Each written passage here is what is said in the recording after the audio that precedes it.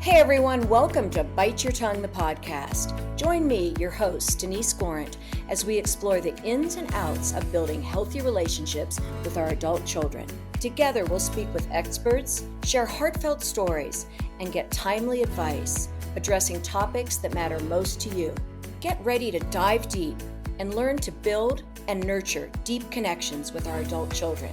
And of course, when to bite our tongues. So let's get started. Hey everyone, welcome back to Bite Your Tongue, the podcast. And today we're going to talk about a pretty emotional milestone when you take your kids to college. It's a very short episode, but it packs a big punch. We're going to be joined by Sarah Klein. She's from the Stevens Institute of Technology. Many of you are past this stage, but some are just beginning this journey. As we spoke with Sarah today, I realized, though, that everything she says is also practical advice for all of us trying to build healthy relationships with our adult children. In 2 words, back off. And it doesn't stop once you drop them off at college. So we're delighted to welcome Dr. Sarah Klein, Vice President for Student Affairs at Stevens Institute of Technology. Sarah has spent years in the world of campus life and student affairs and has seen firsthand how this tradition to college has changed so much over the years and the over-involvement of parents. She's passionate about helping families navigate this pivotal moment. This will be a short but practical conversation where Sarah will outline some do's and don'ts during this major milestone. Welcome, Sarah. Thanks for having me. Tell me a little bit more about you, and I know you've been talking about it for years. What prompted this interest for you? Yeah, in my role at Stevens, I'm responsible for facilitating a transformative experience for our students while they're here. I oversee a large division at the university. We have 16 offices that all work together and across the university to welcome students, help them feel supported, guide them, and really develop them intellectually, emotionally, socially as they navigate this college journey. And we're really there with them from the first day they arrive to the day they graduate and beyond as alumni. And we really want to teach them how to self-advocate and how to grow into a responsible adult and engaged citizen. That's the goal. And sometimes the parent's the handicap, huh? Sometimes that's true. Yeah, I'm always interested in working with parents. I think that over the course of my career, I've seen a huge change in parents' level of involvement in the student experience. Can you go into specifics about that?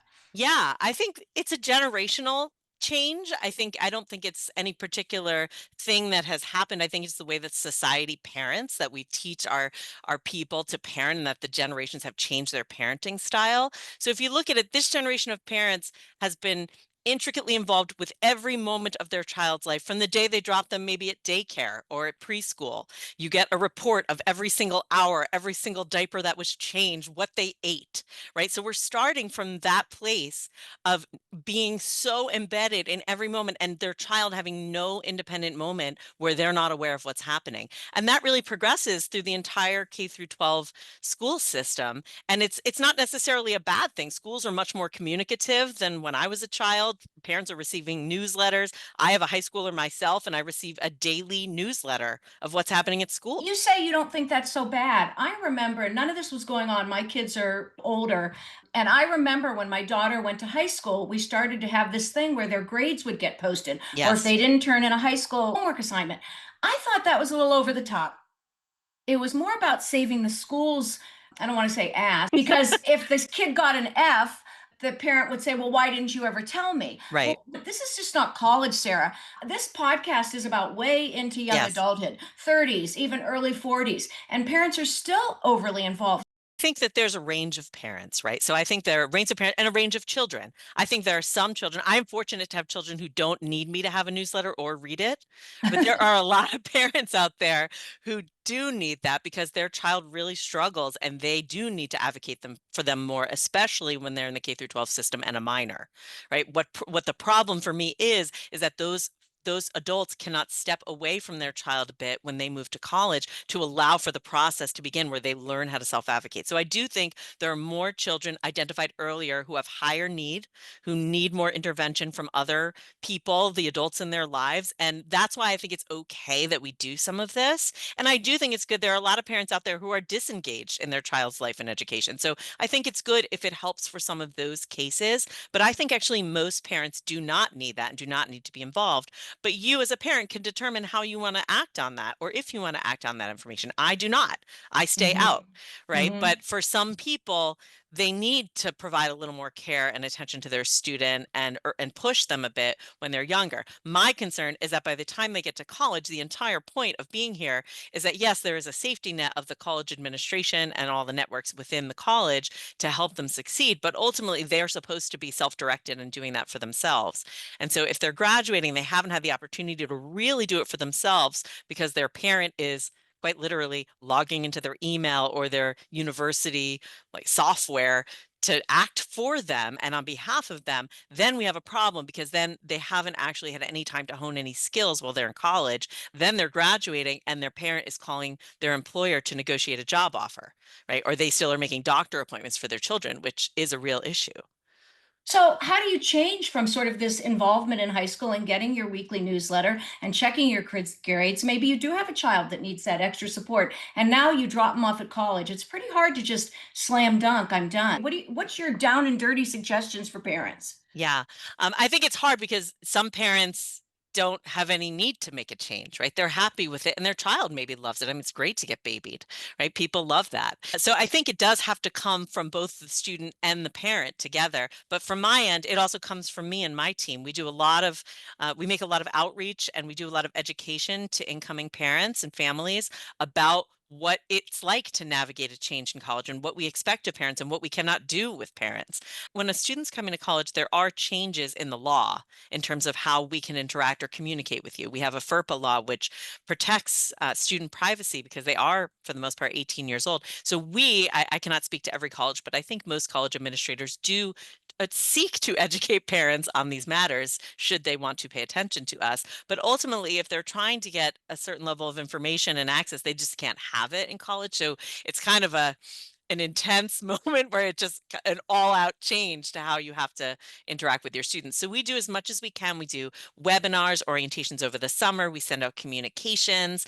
I interact with the parents and families when they arrive at the campus to talk about this. And I do a lot of one-on-one education as issues arise to explain that it's not that we don't want to work with parents, it's that we all need to work together so that their child can be a successful adult, and that I need to speak with the student and not with them, and that there are legal requirements I need to speak with the student, but also it's probably a good idea so that their student can grow and learn.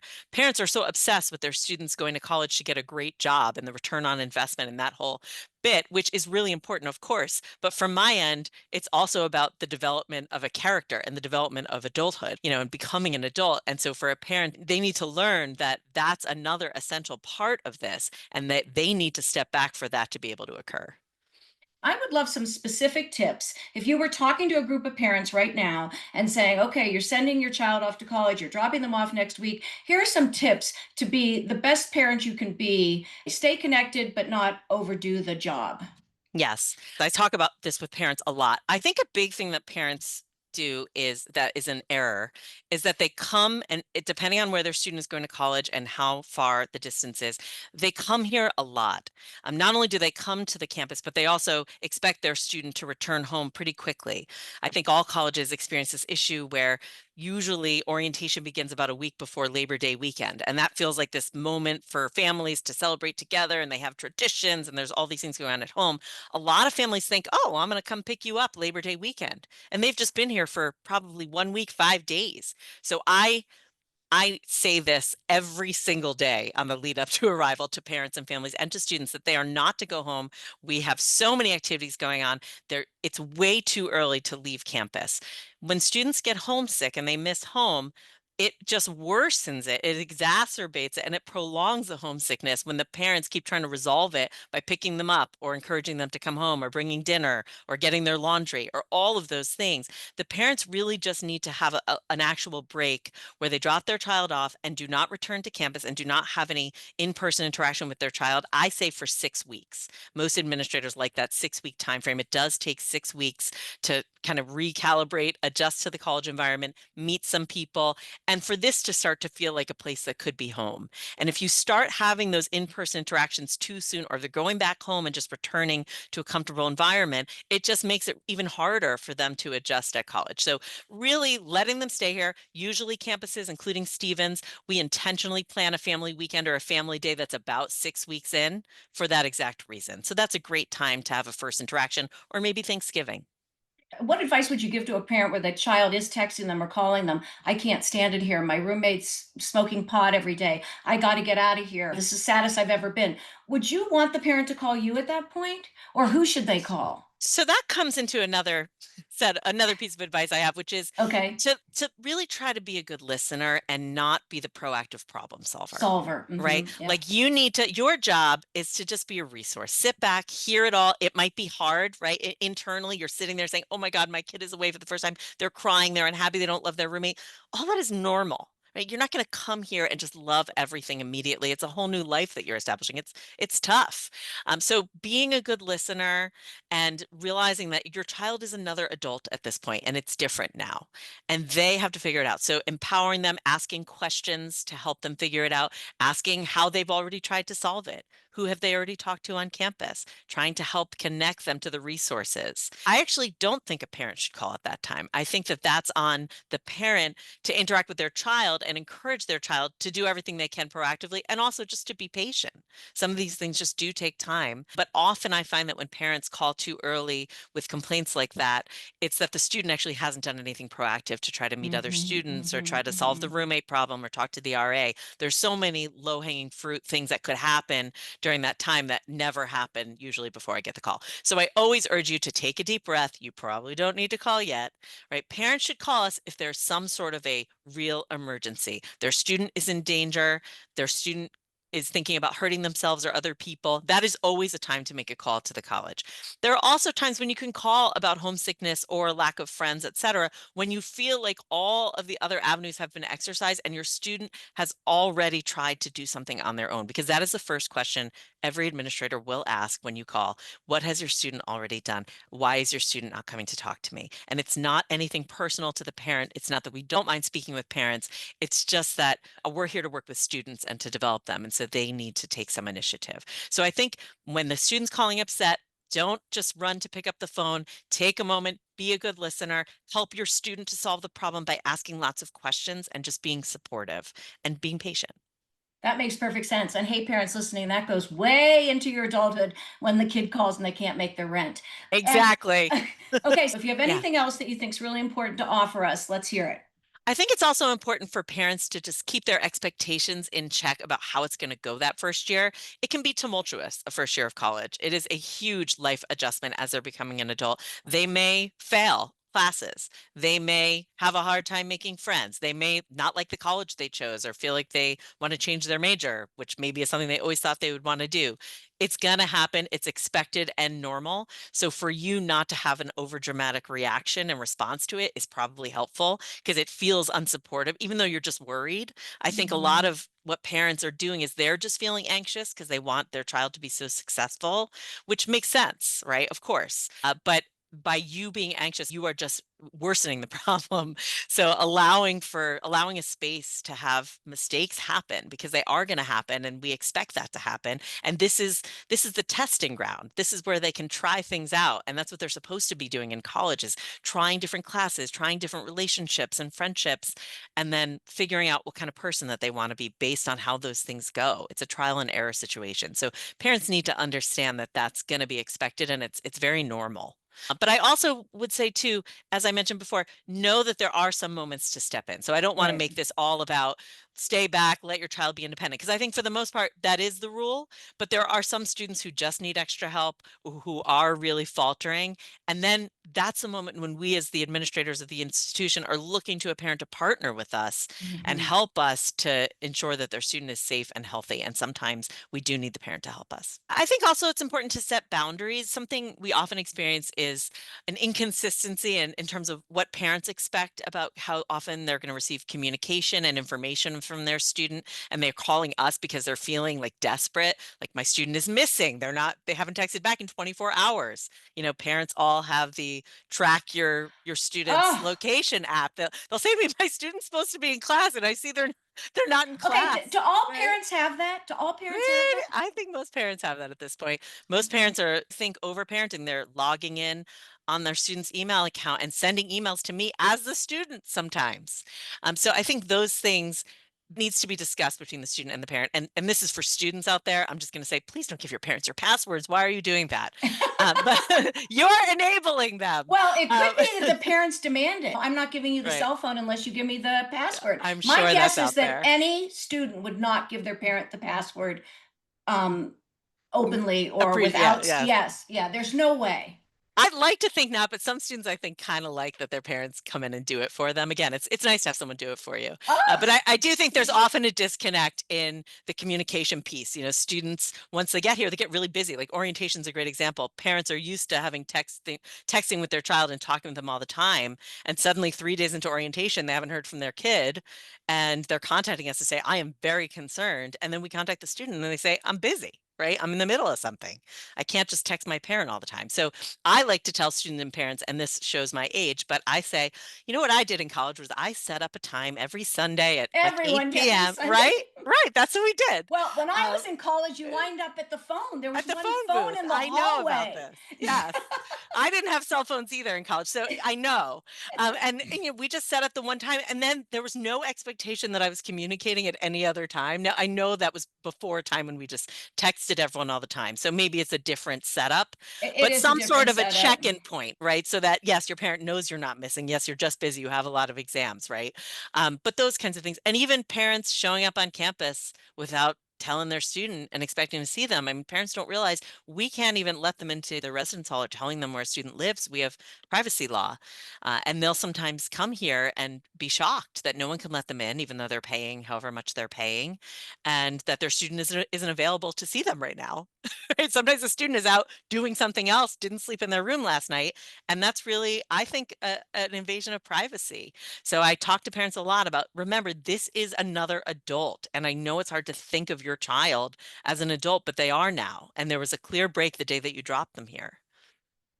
So you say, yeah, you drop them off, they're adults. They go home and they're back to being there, particularly that first year of college. But I still remember onward, I would drop my clothes in my bedroom. You revert back. A lot of people say that's very true. So it's hard to see that adult. Yeah, that it is a weird situation when you do come back, especially those first few times over Thanksgiving or break Mm-hmm. that first year. I still remember doing that myself. And to renegotiate the relationship when you are living back at your parents' house is an awkward moment for both on both ends. So I think Exactly, that's where exactly. clear communication is needed. The parents need to say, you still have a curfew at my house. I still Right, right, expect you to right, come back right, and right. text me. Exactly. But for the student to also say, okay, but you don't need to know my whereabouts or whatever it is that they're going to negotiate. Right. But that can be awkward. Okay, so let's do a takeaway. If you want one thing for parents to remember from this short interview, what would you say? And not back off, because we've said that a lot. So I want Yeah. something clear and concise. I don't think it's back off. I think it's allow your child to grow into the adult that you want them to be, right? Give them some space to be able to do that while you're still there in their ear, supporting them and loving them. But the way that you love them as an adult is different. Gosh, I just love that. And I'm going to say that just transfers all the way through young adulthood. Treat them the way you expect them to be the adult you want them to be, Yeah, responsible, advocate for themselves. You don't know all the answers. And I notice now, even as my children get older, I really don't know all the answers because I don't know this environment. We also don't exactly. know the environment they're in college. It's very different from anything we experience. So it's hard for us to give advice or to tell them what to do. Things have changed. That's exactly true. They know the best way to navigate this, and if they don't, they have to figure it out for themselves because this is just the first step among a long on a long journey to adulthood. Right. Well, thank you so much, Sarah. This was great. I really appreciate it. I think you should definitely be talking about this more and more and more. You do a great job summing it all up. Thank you so much, Nisa. It was good to talk. Oh boy, so that's a wrap. You know, you guys, everything she says is so important, even as a parent of an adult child. They need to be their own advocates. If we're doing everything and texting them all the time and on top of them all the time, how will they ever grow? And when you think that this starts at kindergarten or preschool and goes all the way now through college, we've got to get control. We're an anxious generation. I learned so much from this few minutes. So I hope all of you did too. And I hope people listen that weren't just dropping their kids off at college. I love Sarah. She's got it down. So I hope you're enjoying the podcast, everyone. Please send us ideas for episodes at biteyourtonguepodcast@gmail.com. Log on to our website, send us a message. You can also record a message. There's a little microphone. You can record a message.